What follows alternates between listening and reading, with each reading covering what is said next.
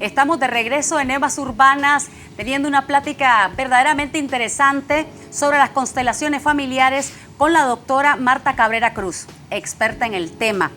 Quedamos, por ejemplo, en las sociedades todas en el mundo, que hoy en día se está viendo las adicciones en diversas vías.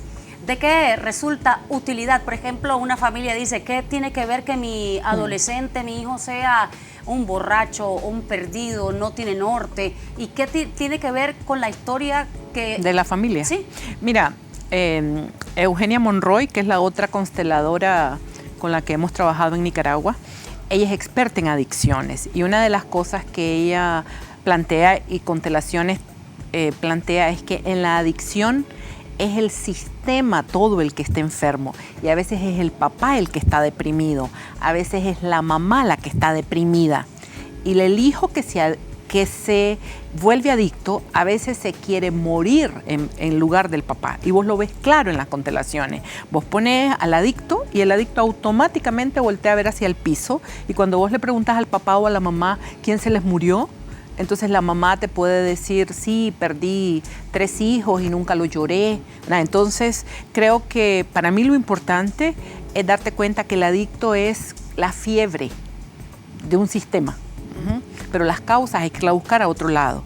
Y la gran mayoría de las causas tiene que ver muchas veces con lo que les pasó a los papás, con lo que le pasó a los abuelos, pero que no se ha hablado. Entonces hay un modo de vivir que es un modo de vivir donde hay muchos silencios, ¿verdad? Donde no se habla lo que realmente se dice, lo que se siente, ¿verdad? Entonces, una de las cosas que hay que fijarse es eso. Entonces, muchos tratamientos de las adicciones, muchos de los adictos los sacás, los pones en un centro, pero después vuelven a lo mismo porque no has trabajado a profundidad la causa que lo llevó a la adicción. Y en el caso de Nicaragua, un país que viene de la guerra, entonces vos te encontrás muchas veces el vínculo que existe entre papás que fueron a la guerra e hijos que hoy son adictos.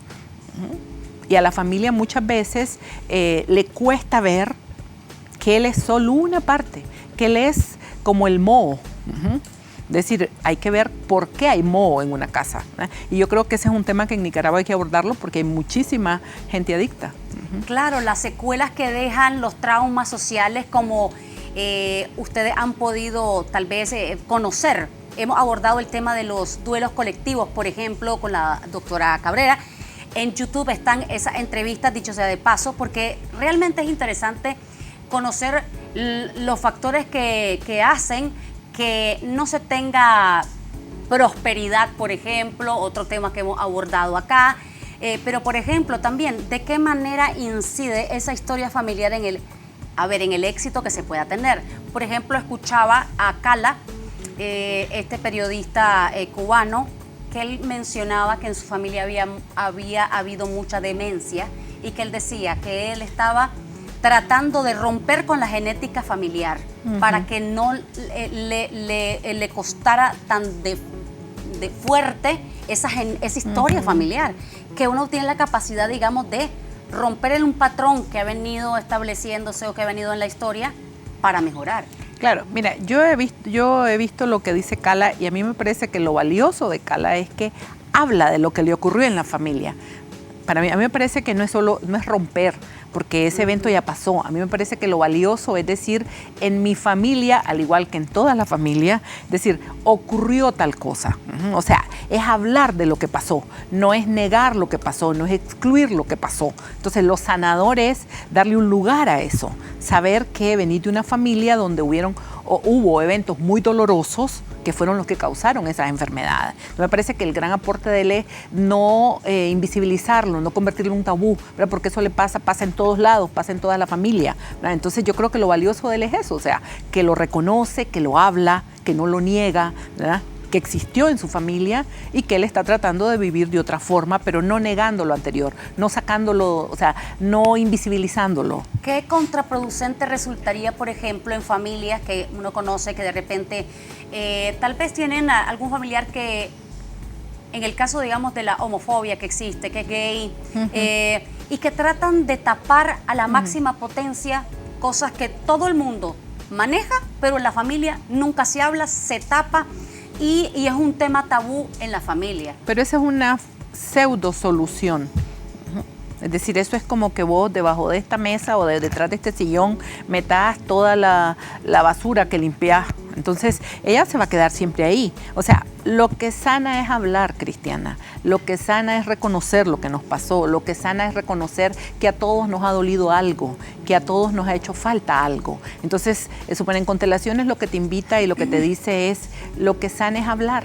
Y vos ves cuando en una constelación las personas pueden conectar tal vez con aquel sentimiento que estuvo guardado, o la mamá o la abuela conecta con ese sentimiento que estuvo subterráneo y que tal vez hizo que la persona se pusiera una coraza, pero que puede fluir perfectamente, ¿verdad? El otro día yo trabajaba con una persona y después me mandó un correo muy bonito y me dice, Marta, no tenía ni idea. Ella perdió a su papá cuando era una niña y entonces me dice, yo creí que yo había superado lo de mi papá. Y en la constelación era una niña llorando a su papá. Entonces, porque creo que hemos utilizado las estrategias inadecuadas, que ha sido callar, silenciar, que no te vergüenza. Y yo digo, a uno no le da vergüenza tener hambre, no te da vergüenza tener sueño. Entonces, igual tenés necesidad de compartir que hay muchas cosas nos han lastimado.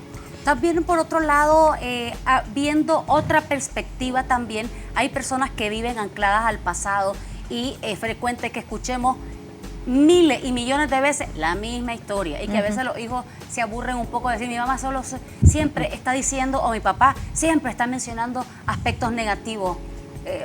Más bien exceso de estar revelando lo mismo. No, pero es que ahí no estás revelando. Casualmente antes de entrar al programa yo estaba leyendo el libro de este doctor alemán que es constelador y él dice que las personas que viven en la queja, es decir, cuando vivís en la queja no te has terminado de despedir de lo que pasó y no ves la otra cara, ¿verdad? No ves el lado bueno de la vida porque te quedás fijado. Es como que hubiera en esa pared hubiera una mancha y vos te quedás viendo solo la mancha y quejándote sobre la mancha y no ves las flores, no ves.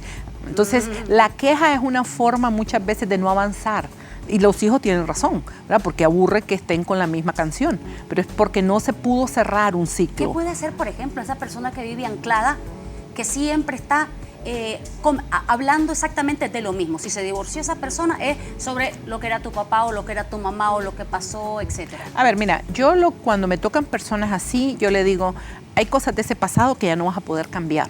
Lo que tenés que hacer es el duelo por lo que no tuviste, por lo que no recibiste, pero mira lo que la vida te puede ofrecer. Pero al final siempre, Cristiana, para mí son duelos no terminados, es decir, duelos no hechos. Cuando vos lográs concluir el duelo, es como que si los lentes los tenías borrosos, o sea, los lentes, suponete, tenías los lentes pues, llenos no sé, los lentes estaban borrosos, pues. Sí. Y cuando los limpias, entonces ya puedes ver otras cosas que antes no podías ver, ¿verdad? Entonces, hay mucha gente que a veces también por una lealtad a la familia, porque ¿cómo voy a estar yo bien si toda mi familia estuvo mal? ¿Verdad? Entonces, es no permitirme. El otro día yo tenía un taller con jóvenes y les decía, ustedes no quieren, muchas veces pregúntense si quieren salir de esa zona de seguridad, pregúntense si quieren salir de ese lugar y a veces para poder salir nos tenemos que hacer desobedientes.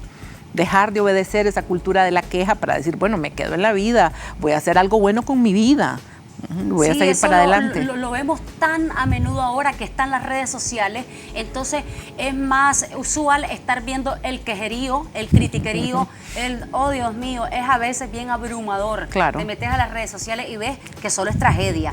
Por otro lado, por ejemplo, que este es un tema muy amplio, sin embargo, el hecho de que Nicaragua sea uno de los países con mayor adolescencia embarazada, eso me imagino que independientemente de los factores de cada una, pero por ese aspecto de que es tanto que se presenta que, digamos, ¿cómo romper con ese ciclo? No, mira, yo creo que el embarazo adolescente es un fenómeno multicausal.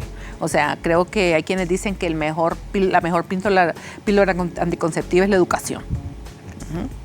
y creo que a veces hay condiciones económicas, sociales, pero yo creo que también hay muchas condiciones familiares, ¿me entiendes? O sea, cuando yo he trabajado con jóvenes de esta edad, también uno se da cuenta que hay muchos jóvenes también donde hubo mucho abandono paterno, mucho abandono materno, ¿verdad? Entonces, estas jóvenes intentan una solución que al final no es tan solución, ¿verdad? Pero que necesitaríamos, creo que en Nicaragua hay suficientes expertos en el tema y saben por dónde se puede abordar y todo mucho tiene que ver con la educación, Cristiana. También, por ejemplo, para profesionales, gente, qué sé yo, que en la cotidianidad están inmersos en su trabajo, en una rutina ya establecida, y están, digamos, yendo por 10 años, 17, 20 años a su puesto de trabajo sin ningún cambio, pero ves, tal vez a la persona le ves el rostro y ves rostro con desmotivación. Y tal vez esas personas no han tenido tal vez el chance de recapacitar sobre que han perdido la alegría a la vida. Sí, mira, hay y esto no es un tema de constelaciones, pero está vinculado. Hay una charla que a mí me gusta dar que se llama El Poder del Compromiso. Y entonces una de las preguntas que te hacen es ¿cuán motivado llegas a tu trabajo por las mañanas? Y entonces dicen que hay estadísticas en el mundo donde el porcentaje de personas que llegan motivadas al trabajo no es tan alto. Entonces ahí te dan una serie de pistas sobre qué cosas deberías cambiar, aunque es a veces sumamente complejo, pero te dicen que siempre hay un margen, los seres humanos siempre hay algo que podemos cambiar, ¿verdad? Entonces, bueno, la pregunta es ¿qué puedo cambiar? ¿Verdad? Porque como te digo, a veces hay entornos muy difíciles, no lo puedes simplificar. Sí, y realmente, y creo que como usted bien dice, siempre se puede evolucionar, independientemente de que sintamos que la situación es hostil, claro. Pero también el quedarte, tal vez no es la zona de confort, está lo que está. Sin embargo, creo que cuando te comenzás a despertar un poco tu claro. alma, hay oportunidades porque hemos visto como personas acá han emprendido y con situaciones hostiles y de pobreza, etcétera, y que han podido. Entonces, si uno puede. Sí, mira, yo creo mucho en la tenacidad, en la persistencia. Yo lo veo en este grupo que acabamos de formar de consteladores y de consteladoras. Hay gente que tuvo que hacer un plus esfuerzo para estar ahí, pero estuvo ahí. Sí. Entonces ya se van a graduar, pero nadie les regaló nada, o sea, tuvieron que forzarse, ¿verdad? Entonces creo que estas personas hacen la diferencia porque toman la decisión y claro, eso significa tener hábitos, tener voluntad, ¿verdad? Y tener redes de apoyo también que te ayuden a lograr tu meta. Excelente, doctora Cabrera.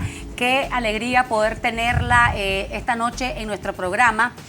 Me gustaría, usted no tiene Facebook, pero no algún sitio donde se pueda estar leyendo sus artículos. No, ahora, bueno, tenemos un plan que lo vamos a empezar a implementar a partir de unos meses, que este grupo de personas que se formaron como consteladora, ahí vamos a tener un espacio para que la gente sepa quiénes son consteladores en Nicaragua y ahí publicar los artículos y que ahí, porque hay algunos de los que se graduaron escribieron artículos muy interesantes y que a mí queremos que los lean más personas, ¿verdad? Pero eso va a ser, nos faltan un par de meses para poderlo hacer. Pero es importantísimo, muy valioso poder tener esa información, además de fuente pura, de personas que han vivido nuestras propias realidades también. Así es. Muchísimas gracias, bueno, doctora. Gracias, Cristiana. Y esperamos que haya sido de su agrado este programa. Los esperamos el día de mañana con más de Evas Urbanas. Buenas noches.